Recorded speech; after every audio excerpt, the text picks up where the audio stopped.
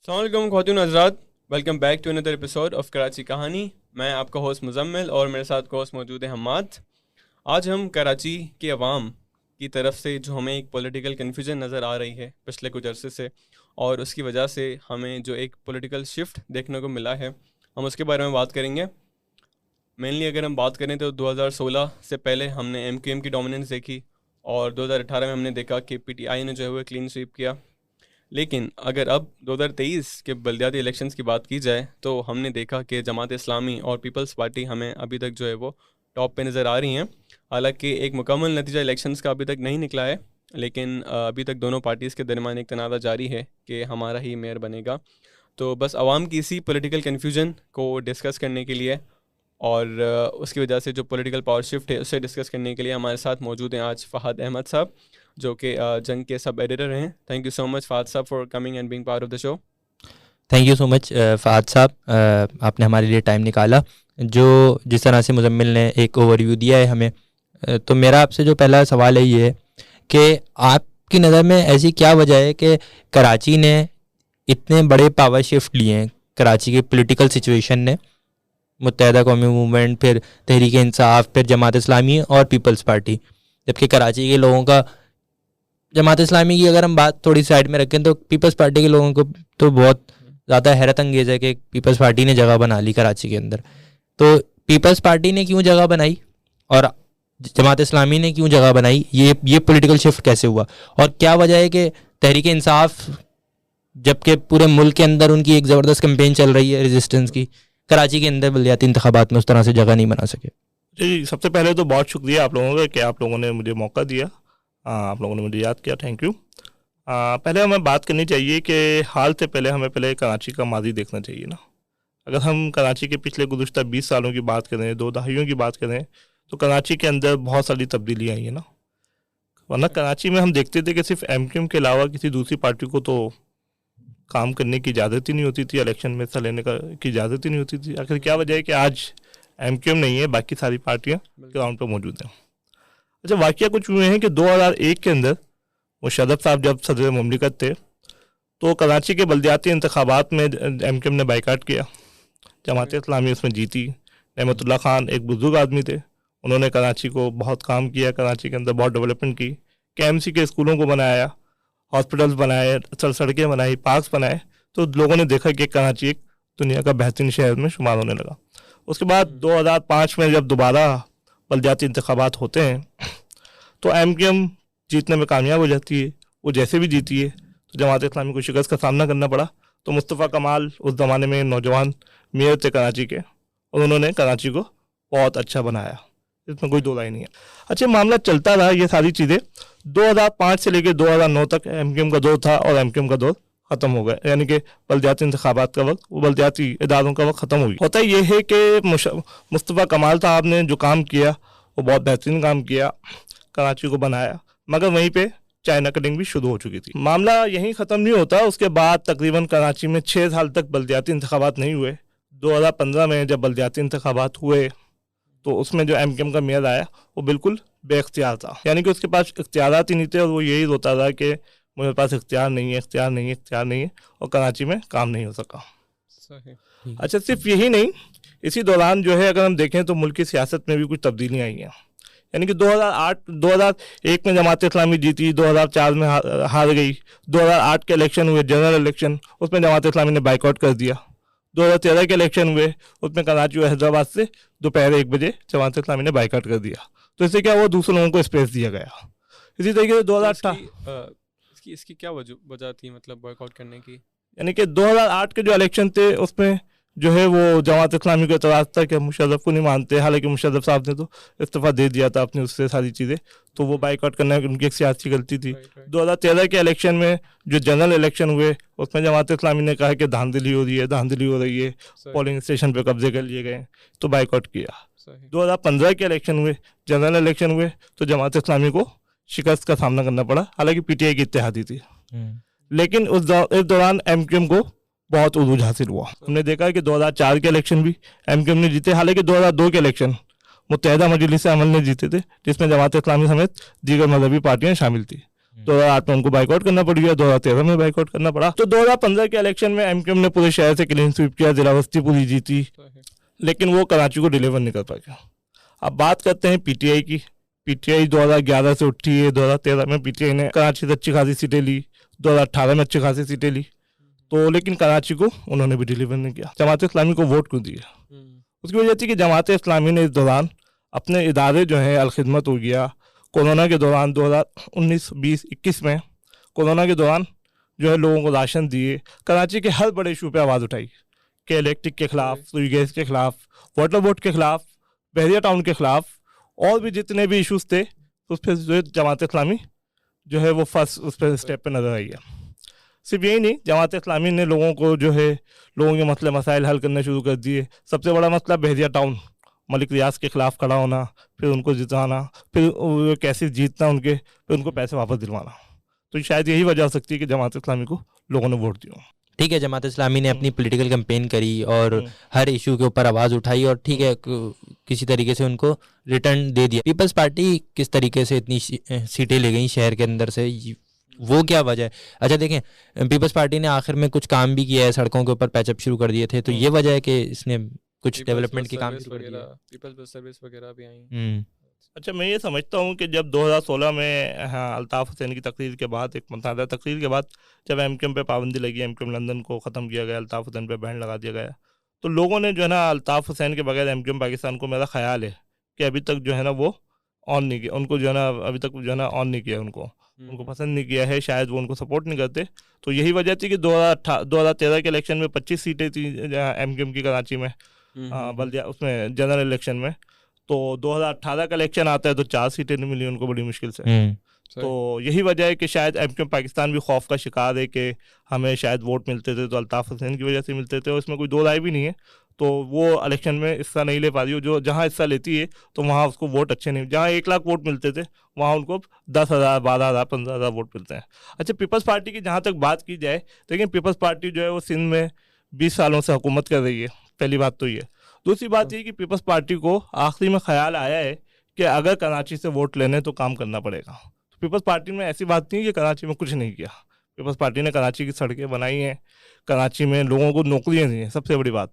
District की सतह पे और यूसीस की सतह पे जो है सरकारी नौकरियाँ दी हैं अभी, जो सरकारी मुलाजमीन स्कूल टीचर्स रखे हैं, तो कराची में मेरिट की बुनियाद पे दिए, टेस्ट हुआ था और कोई सिफारिश नहीं, मेरा ख्याल है, और कोई रिश्वत नहीं ली। रिश्वत हो सकता है लियो, लेकिन सिफारिश और मेरिट की दर्जियाँ नहीं उड़ाई गई। पहली बात तो ये तो हो सकता है ये वजह। दूसरी बात ये कि पीपल्स पार्टी ने कराची में अपनी तंजीम जो है स्ट्रॉन्ग की है। पहले कराची में पीपल्स पार्टी की इतनी तंजीम नहीं थी, लेकिन अब हम देखते हैं कि हर डिस्ट्रिक्ट के अंदर पीपल्स पार्टी की तंजीम नज़र आती है। तीसरी बात जो ये हो सकती है कि हुकूमत होने की वजह से भी आपको कुछ ना कुछ सपोर्ट हासिल होती है, कोई ना कोई लेवरेज तो ज़रूर मिला होगा। ठीक है, तो हमने ये समझा है कि कराची के अंदर किस पार्टी को किस वजह से जो है वो जगह मिली, जो भी लोगों ने जगह दी। अब मेरा जो दूसरा सवाल है वो ये है कि पीटीआई कैसे इस बल्दियाती इलेक्शन से, मतलब आप ये देखें ना कि पूरे मुल्क के अंदर इतनी बड़ी पावर हो और इतनी बड़ी रेजिस्टेंस की कैंपेन चला रही है पीटीआई अपनी हुकूमत गिर जाने के खिलाफ, और कराची के अंदर मेन पीक टाइम के ऊपर पीटीआई सिर्फ 40 सीटें सेव करने में कामयाब हुई, इसकी क्या वजह है? हालांकि अभी भी हमने देखा जो रिसेंट इमरान खान का मामला हुआ उनके रेजिडेंस वाला, तो उसके बावजूद जब उन्होंने कॉल दी तो कराची में भी हमने देखा काफ़ी इलाकों में लोग निकल आए थे और हालात वगैरह जो है वो ख़राब होने लगे थे, जो कि शो करता है कि आवाम अभी भी इनको जो है वो काफ़ी सपोर्ट करती है और इनकी सुनती है। तो इसके लिए जो है वो आप क्या कहेंगे? इसमें तो कोई दो राय नहीं है कि कराची के लोग भी इमरान खान से उतनी ही मोहब्बत करते हैं जितनी के मुल्क के दूसरे हिस्से के लोग मोहब्बत करते हैं ना। लेकिन सिर्फ मोहब्बत से कुछ नहीं होता ना, अमली काम भी कुछ होते हैं। होता ये है कि कराची में जब 2018 में जो है जनरल इलेक्शन हुए तो पीटीआई ने नारा लगाया कि वज़ीर आज़म कराची से, 5 हलकों से इमरान खान साहब खड़े हुए और मियांवाली से, लाहौर से, कराची से, केपीके से, मगर उन्होंने सारी सीटें छोड़ दी सिवाय मियांवाली के। अच्छा, नारा भी लगाया कि वज़ीर आज़म कराची से पीटीआई के एमपी बड़ी तादाद में मुंतखब भी हुए, मगर फिर हमने देखा है कि 2018 से लेकर 2021 तक जो है कराची को पीटीआई ने कुछ नहीं दिया। हालांकि इमरान खान साहब ने जब लाहौर में जलसा हुआ था इलेक्शन का उनका, तो उसमें जब अपना मंशूर पेश किया था 40 नुकाती मेरा ख्याल है, तो उसमें कहा था कि हम कराची को जो है बहुत अच्छा कर देंगे, बल्दियाती इदारों को जो है हम मजबूत करेंगे, यहाँ की पुलिस को मजबूत करेंगे, लोगों को रोजगार देंगे, डायरेक्ट मेयर के इलेक्शन भी जी हाँ, करवाने का डायरेक्ट नारा मेयर के लगाया था। इलेक्शन करवाएंगे, सारी चीज़ें उन्होंने करवाई। मगर जब हम उसके बाद उन्होंने कराची को नहीं देखा। होता ये था कि लाहौर जो है खान साहब का बहुत जाना होता था, मगर कराची जब वो आते थे तो महीने में एक दिन आते थे, वो भी चंद घंटों के लिए ना, यानी कि सुबह 12 बजे पहुंचते थे और शाम 6 बजे की फ्लाइट से वापस चले जाते थे। अच्छा, सही, कराची के लोगों ने सारी चीज़ें देखी और इसी दौरान जो है कराची में लोगों ने देखा बारिशों के दौरान करंट लगने से कई लोगों की अमवात हुई है। तो जो बारिशों से जो गाड़ियाँ तबाह हुई हैं, जो सड़कें तबाह हुई हैं, वो भी नहीं बन सकी। तो शायद यही वजह हो सकती है कि लोगों ने इसका बदला जो है इलेक्शन वाले दिन ले चुके हैं। इलेक्शन वाले दिन लिया बदला, ठीक है। तो कराची में अब कराची के लोकल इश्यूज जो हैं, लोकल गवर्नमेंट के मसाइल, वो तो लोकल बॉडी के साथ ही हल होंगे। लेकिन सबसे बड़ा मसला ये है कि कराची के अंदर ये मसला हमेशा से रहा है कि कराची के अंदर लोकल बॉडीज़ के पास इख्तियारात नहीं है। और वो वसीम अख्तर साहब रोते थे, वो बिल्कुल सही रोते थे। तो इस पर रोशनी डालें कि इसकी क्या वजह है कि कराची के पास उस तरीके से इख्तियारात नहीं है, और क्यों नहीं है, और क्या महर्रिकात थे जिसकी वजह से इख्तियारात कराची की बल्दिया के पास से जो है वो मुंतकिल हो गए सूबाई गवर्नमेंट के पास।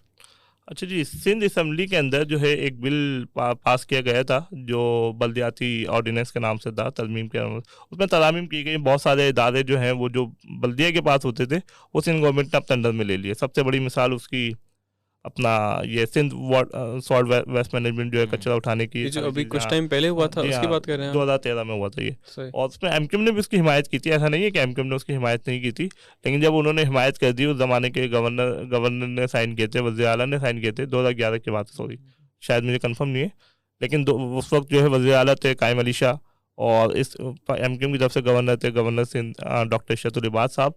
तो ये सारी चीज़ें उस वक्त हुई, तो उस वक्त किसी को ख्याल नहीं आया था। लेकिन जब बल्दियाती इलेक्शन हो गए, जब उन्हें पता चला कि हमसे बहुत बड़ी गलती हो गई, अब तो हमारे पास इख्तियारात नहीं है, और जिस वजह से वसीम अख्तर का ख्याल है कि शायद डिलीवर ना कर सके हों, तो ये वजह थी। लेकिन मैं देखता हूँ कि जब 1977 में, 1978 में, 1980 में, 84 में जो कराची की बल्दिया थी वो क्या थी, तो ये भी तो पता चलना चाहिए ना ये। अच्छा, उस जमाने में होता ही था कि कराची में एक तो ट्रामवे कंपनी चलती थी, ट्राम चलती थी, आखिरी जो 1974-75 में चली थी। उस जमाने में मेयर जो जमात इस्लामी के थे अब्दुल्ला सत्तार अफगानी। और उस जमाने में बल्दिया का इतना अच्छा किरदार था कराची में कि कराची की सड़कें रोजाना धुलती थी। सिर्फ यही नहीं, धुलती थी जी, धुलती थी पानी से, जी हाँ। और आज तो झाड़ू भी नहीं लगता, जी हाँ। और ट्रांसपोर्ट का सिस्टम बहुत अच्छा था। और सिर्फ यही नहीं, बल्कि जो हमारी दुकानों के ऊपर जो गोश्त मिलता था, जो दूध मिलता था, वो भी जो है ना बल्दिया की इजाज़त से ही मिलता था। यानी कि बल्दिया की गाड़ियाँ जो है आके गोश्त कटता था, बल्दिया की निगरानी में बल्दिया की गाड़ियों के अंदर गोश्त जो है दुकानों में सप्लाई किया जाता था, उसका भी एक मयार होता था, उसका भी चेक एंड बैलेंस होता था। ये सारी चीज़ें होती थी ना।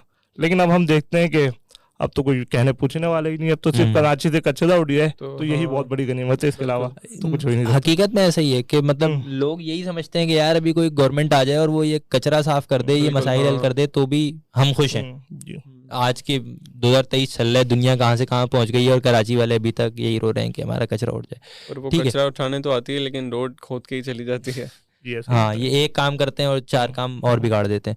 ठीक है, तो आप वही तस्करा कर रहे थे। अच्छा, बहुत सारी वजूहात जो है सियासी, बहुत सारी जो गलतियां हैं वो सियासी जमातों की भी है ना। अगर देखें ट्रांसपेरेंसी नहीं होगी, ईमानदारी नहीं होगी, तो शहर का हाल वही होगा तो जो हो रहा है करप्शन की वजह से ना।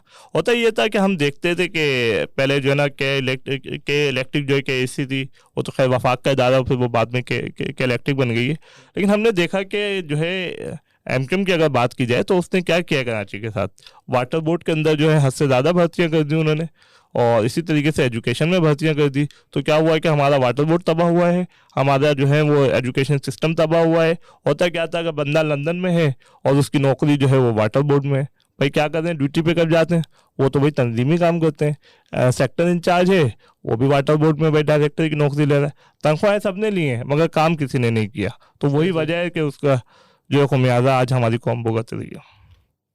ठीक है, मतलब यही फेवरेटिज्म था कि अपनों को लाया जाता था। तो जिस पार्टी को जहाँ मौका मिला उसने वहाँ पर अपनी अफराद को भर्ती किया, और उससे इदारे तबाह होते हैं, हकीकत है। और जब मेरिट में लोग नहीं आते हैं तो भी मसाइल पैदा होते हैं। बिल्कुल ठीक है, तो मैं आखिरी सवाल करता हूँ आपसे कि मुस्तकबिल के अंदर एमक्यूएम को कराची में कहाँ देख रहे हैं, और जनरल इलेक्शंस के अंदर फाइनल कमेंट करेंगे जमात इस्लामी जगह बनाएगी या PTI टेक ओवर करेगी या फिर पीपल्स पार्टी, People's और Party। एमकेएम का स्टैंड इस पूरी सिचुएशन में किधर है?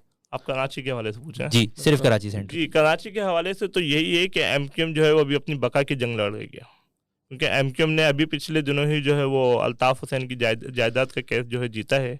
तो अल्ताफ़ हुसैन की जो जायदाद थी वो एमकेएम पाकिस्तान के हिस्से में आ गई है, तो जिसकी वजह से हो सकता है कि अल्ताफ़ हुसैन को जो पसंद करते हैं, जो उसको सपोर्ट करते हैं, तो वो नाराज़ हैं, मगर फिर भी एमकेएम जो है वो अपनी तंजीम को मजबूत कर रही है। हम देखते हैं कि हर आए दिन उनकी कोई ना कोई रैली, कोई ना कोई कॉर्नर मीटिंग, कोई ना कोई चलता होता है। और फिर दूसरी बात ये कि वो जो नाराज़ रहनुमा थे इनके फारूक सत्तार हो गए, या अपना अभी फारूक सत्तार और मुस्तफ़ा कमाल वगैरह, ये सब दोबारा एमकेएम में वापस आ गए, जी बिल्कुल। क्योंकि पीएसपी भी एक बहुत बड़ी तंजीम बन चुकी थी, एक उसकी भी एक जो है ना ताकत बन चुकी थी।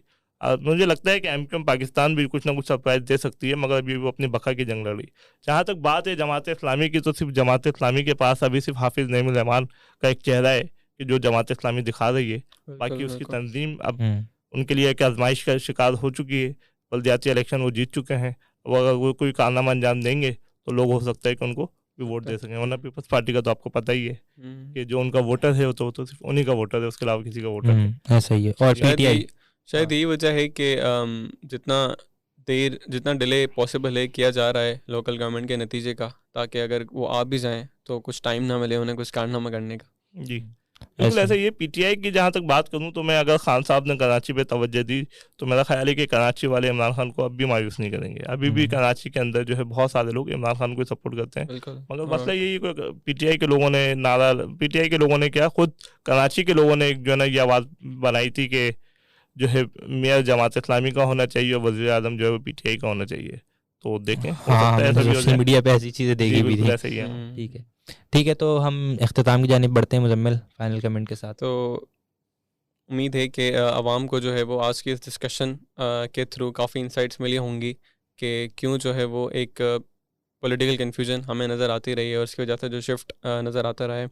तो thank you so much sir Fahad for being part of the show. Thank you so much. और इसी हिसाब से हम इख्तिताम करते हैं आज के अपने एपिसोड का। So stay tuned for the next episode. Thank you so much. Thank you.